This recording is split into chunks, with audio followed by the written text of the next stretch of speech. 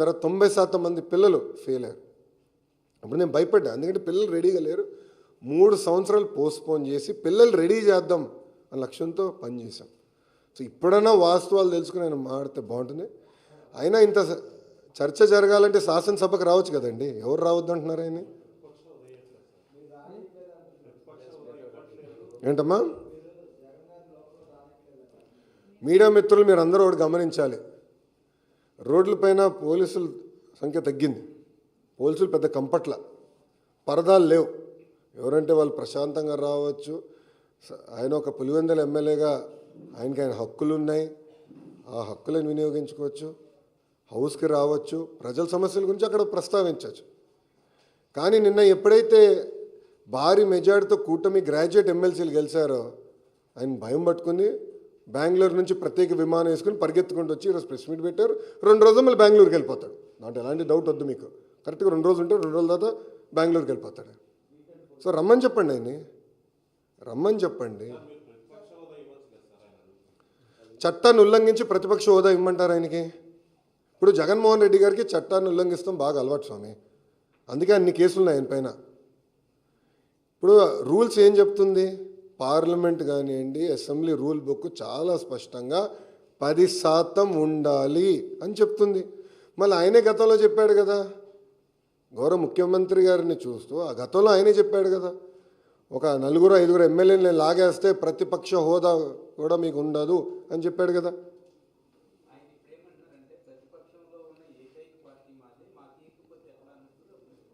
రమ్మని చెప్పండి sir. I think role 11 వాళ్ళకి కేటాయించాం. రోల్ 11లో కరెక్ట్గా 11 మంది కూర్చోవచ్చు.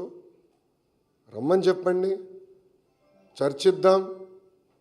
వాళ్ళకున్న సంఖ్య ప్రకారం, అంటే ప్రజలు నిర్ణయించిన సంఖ్య ప్రకారం టైము వస్తుంది అని మాట్లాడచ్చు. ఎవరు మాట్లాడొద్దన్నారు? ఈరోజు ప్రతి సభ్యుడికి స్పీకర్ గారు మైక్ ఇస్తున్నారు, డిప్యూటీ స్పీకర్ గారు మైక్ ఇస్తున్నారు.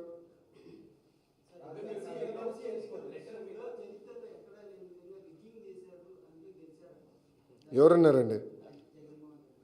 ఆయన అసలు ఆంధ్ర రాష్ట్రంలో ఉంటే కదండి స్వామి ఎన్నికలు ఎటు జరిగినాయో తెలిసేదానికి.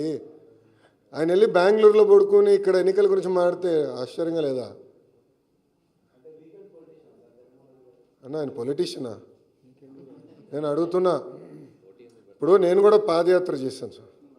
పాదయాత్ర చేసిన తర్వాత నిరంతరం ప్రజల్లో ఉండాలని కోరుకుంటా, అహర్నిశలు కలుస్తా. అంటే 5 సంవత్సరాల్లో దాదాపు 20 మంది శాసనసభ్యులు ఆయన కలవలేకపోయారు. గుర్తుపెట్టుకోండి. ప్రతిపక్షానికి వచ్చిన తర్వాత కూడా ఇప్పటికీ 8-9 నెలలు అయింది. ఆయన సొంత కార్యకర్తలు కలవట్లేదండి. మళ్ళీ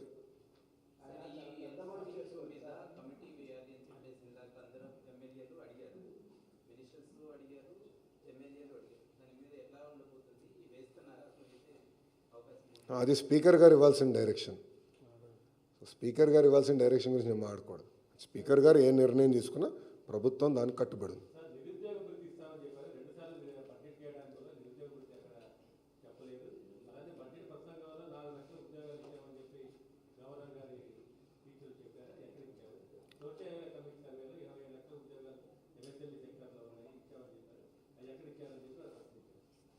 చాలా స్పష్టంగా మేము చెప్పింది, మొదటి హామీ 20 లక్షల ఉద్యోగాలు కల్పిస్తాం అనేది మన ప్రభుత్వం అధికారంలో రాకుండా ముందు ఇచ్చిన హామీ. మీరు నా స్పీచ్ కూడా చూడండి, బోత్ ప్రైవేట్ ప్రభుత్వం కలిపి 20 లక్షల ఉద్యోగాలు కల్పిస్తామని మేము చెప్పాం. మీరు చూస్తే ఇప్పటికీ 6 లక్షల కోట్ల పెట్టుబడికి మేము ఒప్పందాలు కుదిరించుకున్నాం. అవన్నీ ఇప్పుడు గ్రౌండింగ్ అవుతున్నాయి. తద్వారా 4 లక్షల మంది యువతకి ఉద్యోగాలు కల్పిస్తామని మేము చెప్పాము. అది స్పీచ్లో ఉంది. మొన్న కూడా కౌన్సిల్లో నేను చూపించానండి.